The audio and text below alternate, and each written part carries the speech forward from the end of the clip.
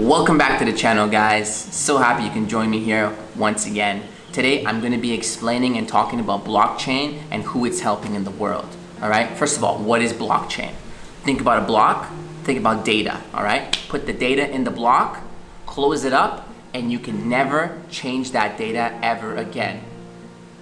That's basically what blockchain is. It's a timestamp, right? So when for example, if I were to buy a house, right, and I were to buy a house and put it on the blockchain, my name as the registered owner would be on the blockchain and it would be immutable. It could never be changed. In history, you would always see that I was this owner of the house at this time period. Does that make any sense to you guys? Because right now in the world, you'd be surprised. There are huge buildings and enterprises that they're fighting over the ownership because they're not sure. They lost the papers, they lost the files. So blockchain would basically solve those kind of problems because it's decentralized across all computers. So for one computer to verify it, all other computers would have to verify it. That's why it's so powerful. That's why people are using it as money, because it's the hardest money. Well, I have to say Bitcoin is the hardest money that this world has ever seen.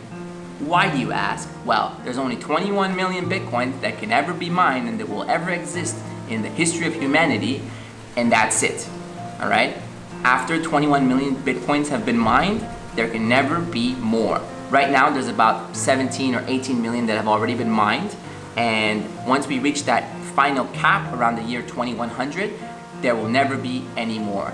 And the inflation rate of Bitcoin will just keep going lower and lower and lower until it ultimately reaches zero, and it has a tremendously high value. Because why? Because of scarcity. But we're not here to talk too much about that today. I wanted to talk about how blockchain is going to benefit people around the world, especially women.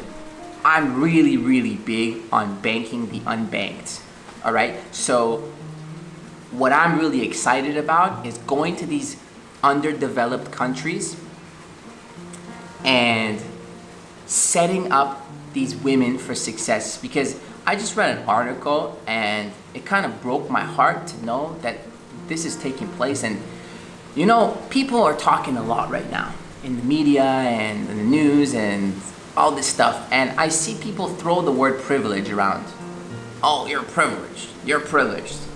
Man, why don't you try living life without a bank account or the ability to make a bank account? Then you'll know what privilege, the word privilege really means. All right. Now, I'm not taking away from anybody who's saying, oh, you're privileged for being so-and-so race, whatever the case may be. That's not what we're talking about here today, all right? We're talking strictly about women that are unbanked in this world, that are not even able to get a bank account and free themselves of this terrible situation that they're in. I want to share with you guys something that I read. All right, it's about a woman whose name is Alice Shilendwa. All right, listen very carefully.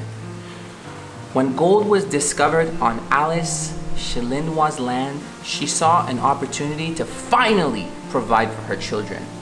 Mind you, she lives in Kenya. The family had been scraping by on subsistence farming while her husband was alive. But it was only after his death that Shilindwa, 45 years old, found out from prospectors that the soil on her farm in Shitoli village contained gold. She decided to mine it to pay for food and school fees for her 7 children. That's all well and good. But here's the catch. She quickly realized she wouldn't be able to mine the gold. As a woman, I am not allowed to do mining nor approach the site. This is according to the cultural norms of the community, Shilindwa said. According to the traditions of the Waidako and Waisuka subtribes of the Luya community, women who have not reached menopause are not allowed to go near a mining site as they are considered a bad omen. Menopause, or should I say menopausal women, can get close to a gold mine, although never inside it, even if they own it, and are given lighter duties such as winnowing and separating the gold from the dirt. And she said, I was forced to lease my land, her own land, to a man at a small fee for the mining to take place. She was paid a lump sum when the agreement was made, she says, and gets no share of the profits whenever the gold from her land is sold. Any woman with access to land containing gold, a rarity in a country where only 1% of women own land individually, has the potential to make a decent living by mining the precious metal. All right, let alone making a bank account. That broke my heart when I read that, because here is a woman who has a tool that she can use to leverage herself up, yet they're depriving her of it. Right? Where I'm from, Canada, if you own real estate, you can leverage the heck out of that and build real wealth. But unfortunately, just because of her geological location on where she isn't able to. Right? The three things right now that I personally recommend to everybody that I know is buy gold, buy real estate, and buy Bitcoin.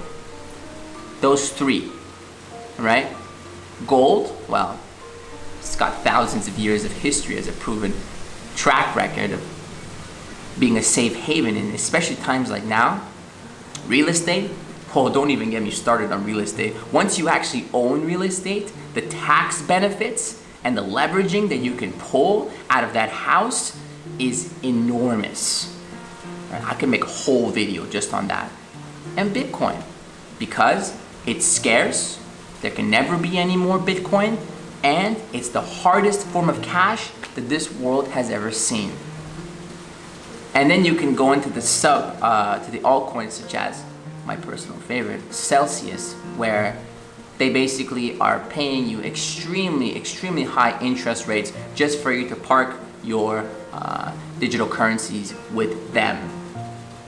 They're really cool because they got a business model of 80-20, so they give back 80% to the community and they take 20, whereas the banks probably take 80 plus in their pockets, and their shareholders and their executives, and they give back 20. So it's like an upside down triangle. So to go back to my story with the woman in Kenya, this is happening right now, and I've made it my personal mission to go to these countries. Now I'm not going to be able to change the social norms. I'm not going to be out of my league there, but what I am going to do is I am going to be going to countries where women do have rights, but they just lack the infrastructure. All right, so I'm going to be introducing the blockchain to those communities, to those households, to those women, and hopefully we can make some big impact. And if you are in one of those countries and you're watching right now, please reach out to me. I'm all for the education, all right? Even if I have to target ads to those countries, I will, because it's completely worth it. It's completely worth it.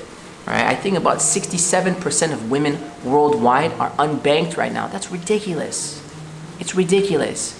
Whereas actually in poorer nations, women are more likely to have a bank account. I believe in nations such as India. Just recently, women have become more independent. So this is encouraging, super encouraging, guys. This is amazing. But I do want to say that there is a history of asymmetric bargaining power at home. So, for example, if a woman keeps her money in cash at home, there could be domestic violence and it may be taken away from her. Just like that. So she always has to be more polite than she has to be, more courteous than she has to be, just to eliminate that threat of occurring. All right? It's a risk. It's a security breach. It's not okay. It's 2020, guys. What the blockchain will be able to do for them is give them at least a digital ID. At least. As a human being, have some decency. People need to have an ID. That's minimum. That should be like a minimum requirement as a citizen of the earth. And that ID will be immutable. All right. When they own something, that ownership will be immutable on the blockchain. Nobody can change it. All right. And that's basically what I wanted to get across today. So that's gonna be my main mission, guys. All right. Now I haven't really decided which country I'm gonna be going to, but this is a big issue, and it needs to be addressed. Somebody's got to address it. I have a couple things I want to share with you guys before we take off today, and I have them written down. They're basically some keynotes that I've written down on things that you should do, all right, and treat. So life is like a ratchet, all right. It's like you ratchet. All right. I used to think you got to go all the way, one stroke, you go back down. All right. So ever since I changed that mindset, this is a really powerful mindset tool. You think of life as a ratchet, all right? Today wasn't a big victory, but it was a small victory at that, all right? Just like Bitcoin. Every single day that Bitcoin is active, its value goes up, right? It's been around for over 10 years now, and every single day that adds on to that, you're adding value, right? It's like a ratchet. Same goes with your life. Every single time in your life that you make some progress, that you do something that made you better than the day before, you're ratcheting. All right? True wealth is built slower than you actually think. I was able to build true wealth in a span of 2 years, but I took serious sacrifice. All right? It took me serious sacrifice. Working over 80 hours a week. Right? Not going out and having fun. Those are the things that you got to do. If you don't sacrifice, you ain't getting shit. Hate to break it to you. All right? Stop watching the news. All right? Or watch it less. It's not serving you.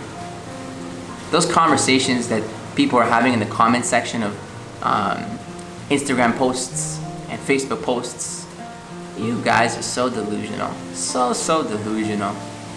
You know, there'll always be new trends. We're making real impact in the world, guys. So, thanks for watching. If there's any specific type of video that you want me to make, please comment down below. Don't forget, please subscribe, hit that like button, and if you can comment, that'll increase the algorithm on YouTube and it'll get us snowballing quicker so that we can help more people. All right? Once again, appreciate it, much love, and we will talk again very soon. Cheers.